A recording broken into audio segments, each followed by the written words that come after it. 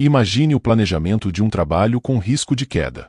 Ao chegar lá para analisar, você sugere a construção de um guarda-corpo provisório, com o objetivo de diminuir as chances de algum colaborador cair. Nesse caso, você atuou diminuindo a probabilidade ou frequência de um evento acontecer. A depender da situação, você pode optar por proteger o trabalhador das consequências de uma queda com o uso de um cinto. Dessa forma, diminuindo a severidade do evento.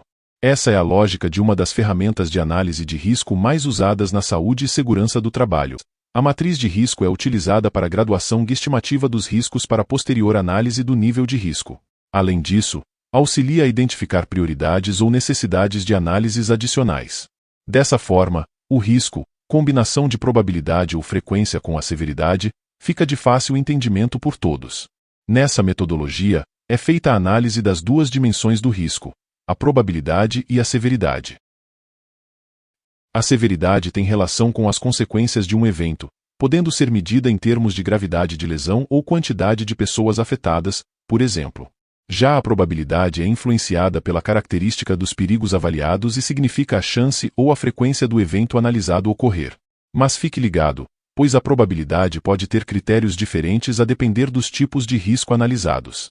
Por exemplo, se tratando de riscos relacionados ao ruído, o nível de exposição ao qual o trabalhador está submetido influencia na probabilidade, enquanto para riscos de acidentes, o histórico de ocorrências similares pode ser considerado para dar ideia da probabilidade. Por isso, sua matriz de risco deve ser flexível, ou então podem ser usadas matrizes diferentes para riscos de natureza diferentes, físicos, químicos, biológicos, acidente. Além disso, tanto a probabilidade quanto a severidade também são afetadas por medidas preventivas ou salvaguardas já implementadas. Nesse caso, salvaguardas preventivas atuam na diminuição da probabilidade enquanto as salvaguardas mitigadoras atuam na atenuação da severidade. Sabendo disso tudo, vamos voltar ao exemplo do início do vídeo, que simula o cenário de um trabalho em altura.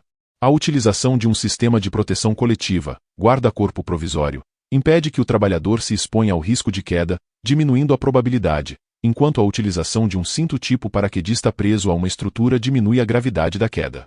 Assim, o sistema de restrição atua como uma salvaguarda preventiva, diminuindo o nível do risco através da diminuição da probabilidade, e o cinto atua como salvaguarda mitigadora, diminuindo o nível de risco através da atenuação da severidade da queda.